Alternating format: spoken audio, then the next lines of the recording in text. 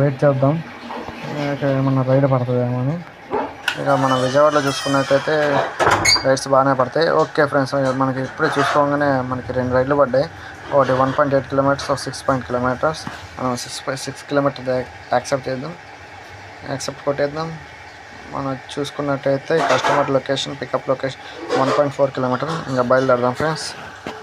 విజయవాడలో అయితే మాత్రం ట్రాఫిక్ ఉండదు నాకు తెలిసినంత వరకు. మీరు ర్యాపిడో చేసుకున్న వాళ్ళకి చాలా కంఫర్టబుల్గా చేసుకోవచ్చు. ఈ 3 అవర్స్లో ఎంత అమౌంట్ వస్తుందో చూద్దాం ఫ్రెండ్స్.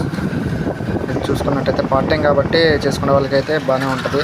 ఫుల్ టైం చేసుకునే వాళ్ళైతే పొద్దున్నే 7కి 8కి అలా బయలుదేరి మధ్యాహ్నం దాకా చేసుకోవచ్చు.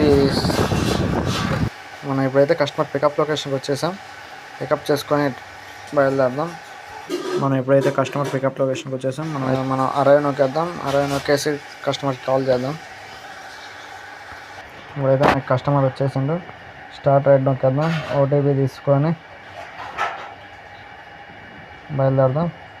9834. ఓకే, మనం ఇంకా స్టార్ట్ అవుదాం.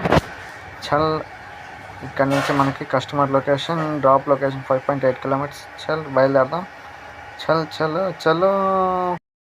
ఇప్పుడైతే కస్టమర్ డ్రాప్ లొకేషన్ వచ్చాం. కంప్లీట్ రైడ్ కూడా 63 రూపీస్ వచ్చినాయి 5.8 కిలోమీటర్స్కి. కలెక్ట్ కాస్ట్ నొక్కేద్దాం. Collect 5 star rating, done.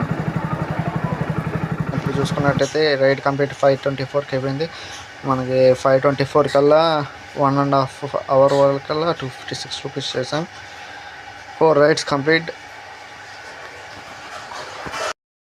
Video ఎక్కువ లెంత్ అవుతుంది కాబట్టి